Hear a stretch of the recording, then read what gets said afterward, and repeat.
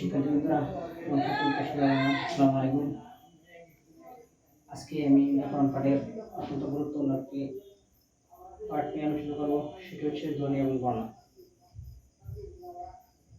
যেখান থেকে প্রায় বিভিন্ন চাকরি পরীক্ষার পাশাপাশি বিভিন্ন ভর্তি পরীক্ষায় এখান থেকে একটি প্রশ্ন আসে এবং 1 মার্ক সবসময় কমন থাকে। সেটা হচ্ছে যে আমরা প্রথমে জানবো ধ্বনি। ধ্বনি হচ্ছে ভাষার ক্ষুদ্রতম একক হচ্ছে কি ধ্বনি। ভাষার ক্ষুদ্রতম একক ধ্বনি। শব্দের মূল উপাদান কি ধ্বনি। শব্দের মূল উপকরণ ধ্বনি। শব্দের মূল উপকরণ ধ্বনি। ভাষার মূল উপাদান ধ্বনি। শব্দের মূল একক ধ্বনি। ভাষার স্বরকেও ধ্বনি বলা হয়। তবে যেটা হচ্ছে সবচেয়ে বেশি গুরুত্বপূর্ণ সেটা হচ্ছে আমাদের প্রত্যেকটা বিষয় সম্পর্কে অবগত থাকতে হবে। সেটা হচ্ছে যে আমরা অনেকেই হয়তো জানি যে ভাষার ক্ষুদ্রতম একক ধ্বনি, কিন্তু এই বিষয়গুলো অনেক সময় আমরা লক্ষ্য করি না যে শব্দের মূল উপাদান ধ্বনি, শব্দের মূল উপকরণ ধ্বনি, ভাষার মূল উপাদান ধ্বনি, শব্দের মূল একক ধ্বনি, ভাষার স্বরকেও ধ্বনি বলা হয়। আচ্ছা, এখন আমরা জানি ধ্বনি কিভাবে উচ্চারিত হয় এবং ধ্বনি বলতে আমরা কি বুঝি। ধ্বনি হচ্ছে যে ভাষার ক্ষুদ্রতম একক, ঠিক আছে। এখন ধ্বনি কিভাবে উচ্চারিত হয়? ধ্বনি উচ্চারিত হয় আমাদের শরীরের বিভিন্ন বাক যন্ত্রের সাহায্যে এই ধ্বনিগুলো উচ্চারিত হয়। এখন যদি আমরা বলি যে বাক যন্ত্র কি, বাক যন্ত্র বলতে আমরা সবাই বুঝি যে বাক যন্ত্র, বাক যন্ত্র, বাক যন্ত্র কি? বাক যন্ত্র বলে আমরা বলছি যে বাক যন্ত্র কি আছে? জিহ্বা আছে, কণ্ঠনালী আছে, কণ্ঠনালী আছে। আমরা যদি বলি আমাদের ঠোঁট আছে, ঠোঁট আছে, আমাদের তালু আছে, আমাদের ইত্যাদি ইত্যাদি অনেকগুলো আছে। হ্যাঁ, আমরা যদি বলি ইত্যাদি ইত্যাদি আছে। এখন আমরা যদি কোনো ধ্বনি উচ্চারণ করতে যাই সেক্ষেত্রে আমাদের কি প্রত্যেকটা অঙ্গ প্রত্যঙ্গগুলায় একটা সাথে একটা কি অত্যন্তভাবে কি জড়িত। এখন যদি আমরা বলি যে ধ্বনি কত প্রকার, সেটা অবশ্য আমরা সবাই জানি যে ধ্বনি হচ্ছে কি 2 প্রকার। একটা হচ্ছে কি স্বরধ্বনি আর হচ্ছে কি ব্যঞ্জন ধ্বনি। স্বরধ্বনি, ধ্বনি কত প্রকার? ধ্বনি 2 প্রকার। একটা হচ্ছে কি স্বরধ্বনি আর হচ্ছে কি ব্যঞ্জন ধ্বনি। আচ্ছা, এখন আমরা জানি তাহলে স্বরধ্বনি কি? যে ধ্বনি উচ্চারণ করার সময় মুখের কোথাও কি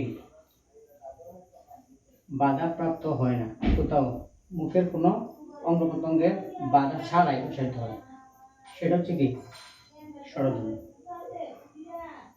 মৌলিক স্বরধ্বনি আমরা যদি বলি মৌলিক স্বরধ্বনি, মৌলিক স্বরধ্বনি, মৌলিক স্বরধ্বনি কয়টি? মৌলিক এটা হচ্ছে যে আমরা এটা হচ্ছে স্বরধ্বনি। আচ্ছা, মৌলিক স্বরধ্বনি কয়টি? মৌলিক স্বরধ্বনি হচ্ছে কয়টি? 7টি। মৌলিক স্বরধ্বনি কয়টি? 7টি। সবাই একদিন মনে রাখবা, এই প্রশ্নটা ম্যাক্সিমাম পরীক্ষায় আসে যে মৌলিক স্বরধ্বনি কয়টা, মৌলিক স্বরধ্বনি কয়টা। সেক্ষেত্রে আমরা কি করি, অনেকে ওই স্বরধ্বনি বলতে কোনটা লিখি। স্বরধ্বনি বলতে আমাদের ধ্বনি হচ্ছে কয়টা? 11টা, 39টা হচ্ছে ব্যঞ্জন ধ্বনি। সেক্ষেত্রে আমরা কি করি, ওই যে অনেক সময় 11টা লিখে ফেলি, কিন্তু 11টা কিছু হবে না। মনে রাখবা যে মৌলিক স্বরধ্বনি, মৌলিক স্বরধ্বনি হচ্ছে কয়টা? 7টা। মৌলিক স্বরধ্বনি 7টা। কি কি? অ, আ, ই, ও, এ, ও, আ। এটা 4টা, 2টা, 3টা, 4টা, 5টা, 6টা, 7টা। 1, 2, 3, 4, 5, 6, 7। এই 7টা হচ্ছে কি মৌলিক স্বরধ্বনি। মনে রাখবা এই 7টা হচ্ছে কি মৌলিক স্বরধ্বনি। এই 7টা হচ্ছে কি মৌলিক স্বরধ্বনি। এখান থেকে এই প্রশ্নটা ম্যাক্সিমাম সময় আসে যে বাংলা ভাষার মৌলিক স্বরধ্বনি কয়টা? বাংলা ভাষার মৌলিক স্বরধ্বনি হচ্ছে কয়টা? 7টা। অ, আ, ই, ও, এ, ও, আ। এটা হচ্ছে কি মৌলিক স্বরধ্বনি। এখন আমরা যাই তাহলে কি মৌলিক স্বরধ্বনি তো আমরা জানলাম। এখন হচ্ছে ব্যঞ্জন, ব্যঞ্জন ধ্বনি। যে ধ্বনি উচ্চারণ করার সময়, যে ধ্বনি উচ্চারণ করার সময় মুখে বাধাপ্রাপ্ত হয় এবং অন্য স্বরধ্বনির সাহায্য ছাড়া উচ্চারিত হতে পারে না। মনে রাখবো, অন্য স্বরধ্বনির সাহায্য ছাড়া উচ্চারিত হতে পারে না, সেটা হচ্ছে কি, সেটা হচ্ছে ব্যঞ্জন ধ্বনি। ব্যঞ্জন ধ্বনি, মনে রাখবা, ব্যঞ্জন ধ্বনি, ব্যঞ্জন ধ্বনি, হ্যাঁ ব্যঞ্জন ধ্বনি হচ্ছে ব্যঞ্জন ধ্বনি। এই যে ব্যঞ্জন ধ্বনি, ব্যঞ্জন ধ্বনি, যেমন আমি যদি ব্যঞ্জন ধ্বনি, যেমন ক, খ, গ, ঘ, ক, ম ইত্যাদি, এগুলো হচ্ছে কি ব্যঞ্জন ধ্বনি। যেমন এই যে প্রশ্ন করে স্যার কিভাবে ব্যঞ্জন ধ্বনি হলো, সেটা আমরা যেমন যেমন মনে করো, যেমন ক যোগ অ কি ক, খ যোগ অ কি হচ্ছে খ, যেমন গ যোগ অ গ, ক যোগ অ ক, যেমন ম যোগ অ কি ম, এগুলো হচ্ছে কি, এগুলো হচ্ছে ব্যঞ্জন ধ্বনি। এগুলো হচ্ছে কি অন্য স্বরধ্বনির সাহায্য ছাড়া উচ্চারিত হতে পারে না। আমি যদি ক উচ্চারণ করি যে ক সাথে কি অধ্বনি আছে, যেমন আমি যদি বলি যে ক কি আছে অধ্বনি আছে, গ অধ্বনি আছে, ম অধ্বনি আছে, তুমি যেটা উচ্চারিত করে যাবে সেটা ক্ষেত্রে স্বরধ্বনির সাহায্য ছাড়া উচ্চারিত হতে পারবে না। ঠিক আছে, এখন আমরা আসি, এখন আসি আমরা বর্ণর ক্ষেত্রে।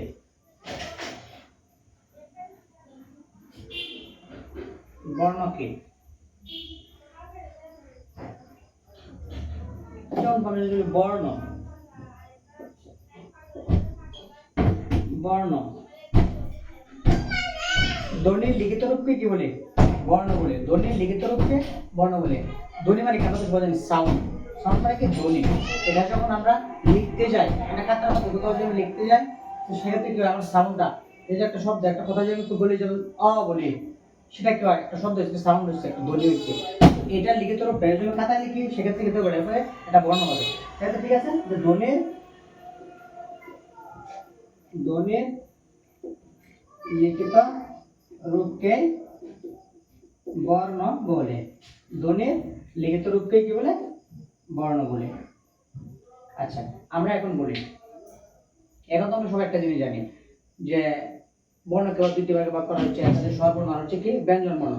এবং স্বরবর্ণ আর ব্যঞ্জন বর্ণ, মোট ধ্বনি কয়টা, মোট ধ্বনি হচ্ছে কয়টা, সরি মোট বর্ণ, মোট বর্ণ হচ্ছে 11 আর হচ্ছে 39, টোটাল হচ্ছে কি 50টা। এই 11টা হচ্ছে কি স্বরবর্ণ, আর 39টা হচ্ছে কি ব্যঞ্জন বর্ণ। ব্যঞ্জন বর্ণ, স্বরবর্ণ আর হচ্ছে ব্যঞ্জন বর্ণ, স্বরবর্ণ আর হচ্ছে কি ব্যঞ্জন বর্ণ।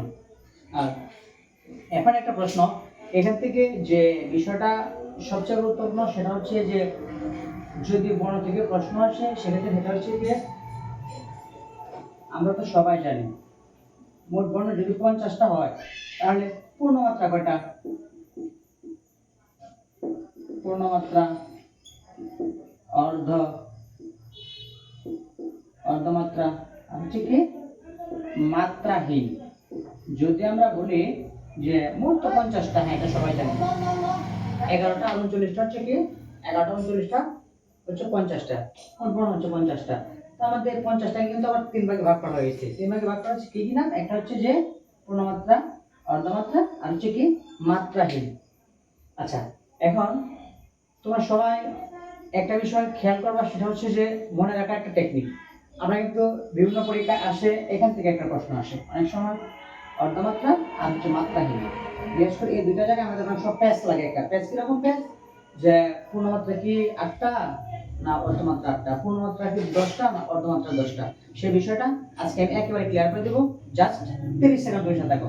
হচ্ছে যে পূর্ণমাত্রা আগে কেন মনে রাখবো আমরা, পূর্ণমাত্রা মনে রাখবো হচ্ছে, সেটা হচ্ছে একজন পূর্ণবয়স্ক, মনে রাখবা একজন পূর্ণবয়স্ক মানুষের দাঁতের সংখ্যা, একজন পূর্ণবয়স্ক মানুষের দাঁতের সংখ্যা কয়টা, 32টা। সেক্ষেত্রে হচ্ছে যে 32টা মনে করবা যে পূর্ণ বয়স্ক মানুষের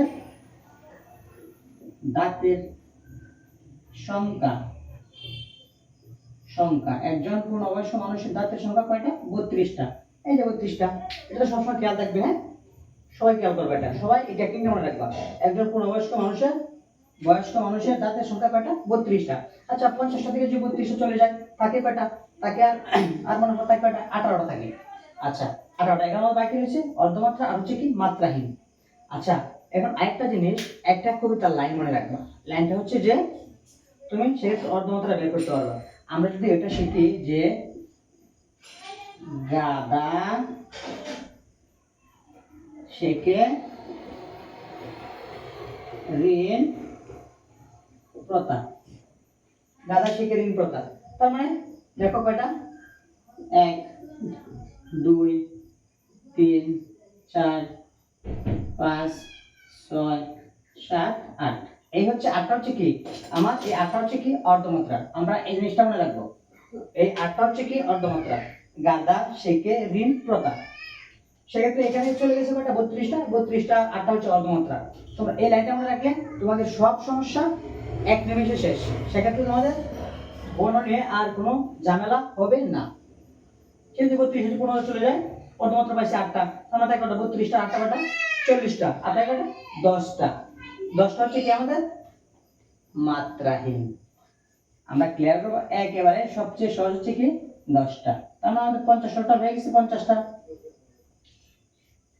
এখন তোমার কাজ হচ্ছে, সকলের উদ্দেশ্য বলছি, আমাদের কাজ হচ্ছে আমরা এই লাইনটা যেন মনে রাখতে পারি, তাহলে আমাদের সমস্ত ঝামেলা শেষ। তাহলে যদি আমরা এই লাইনটা মনে রাখতে পারি, তাহলে আমাদের এটা কোনো মাত্রা, এটা আমাদের মনে রাখা লাগবে না। পূর্ণবয়স্ক মানুষের দাঁতের সংখ্যা কয়টা? 32টা, দরকার নাই, বাদ দিলাম ওইটা। আচ্ছা যদি আমি অর্ধমাত্রাটা শিখি, অর্ধমাত্রাটা আমি শিখতে পারি, সেক্ষেত্রে যেমন গাদা শিখে ঋণ প্রথা। আচ্ছা গাদা শিখে ঋণ প্রথা বের করলাম, গাদা শিখে ঋণ প্রথা এখানে 8টা, তার মানে 50টা 8টা চলে গেছে, কটা থাকে? তাই হচ্ছে কয়টা? 50টা 8টা চলে গেলে তাকে আর কয়টা? 42টা থাকে। 42টা, হ্যাঁ 42টা থেকে তো অনেক সন্তান ম্যাক্সিমাম সময় আমরা জানি যে আমাদের মাত্রাহীন হচ্ছে 10টা, মাত্রাহীন 10টা, মাত্রাহীন 10টা, তো 10টা 42টা 10টা চলে গেলে 32টা। 32 হচ্ছে কি পূর্ণমাত্রা। আর কোনো টেনশন করার কোনো কিছু নাই, জাস্ট এই কবিতা মনে রাখবা। আর হচ্ছে পূর্ণমাত্রা মনে রাখার টেকনিক হচ্ছে একজন পূর্ণবয়স্ক মানুষের দাঁতের সংখ্যা 32টা, তার মানে 32টা, আর তাকে 50 থেকে 32 চলে গেলে তাকে আর কয়টা? 18টা। 18টার মধ্যে মনে রাখবে ওই যে গাদা শিখে ঋণ প্রথা। আমরা যদি ওই কবিতা লাইনটা ছন্দের মতো পড়তে থাকি, গাদা শিখে ঋণ প্রথা, গাদা শিখে ঋণ প্রথা, এটা যখন মুখস্থ করে ফেলি তো একসময় দেখবে আমাদের ক্লিয়ার। তা মনে রাখতে পারলে, যদি মনে রাখতে না পারো সেক্ষেত্রে কি, সেক্ষেত্রে আমাদের ওই পূর্ণমাত্রা আর হচ্ছে না সরি অর্ধমাত্রা আর মাত্রাহীন, অর্ধমাত্রা আর মাত্রাহীন একটা যোগা কিছু লাগে। যে পরীক্ষায় আসলো যে মাত্রাহীন বর্ণ কয়টা, সেক্ষেত্রে তুমি মনে করবা যে মাত্রাহীনকে 8টা না 10টা, মাত্রাহীন 8টা না 10টা, 8টা না 10টা, 1 নম্বর কমন মার্ক তুমি কিন্তু শেষ, গুলিয়ে ফেলছো। সেক্ষেত্রে ওই লাইনটা মনে রাখবা, গাদা শিখে ঋণ প্রথা, গাদা শিখে ঋণ প্রথা। ঠিক আছে, তো ধন্যবাদ। আগামী ক্লাসে আমরা পড়বো কি? অল্প প্রাণ, মহাপ্রাণ, ঘুষ, অঘুষ, বলিকা ধ্বনিগুলো আগামী ক্লাসে পড়বো। ওকে বাই, সবাই ভালো থাকো, সালাম আলাইকুম।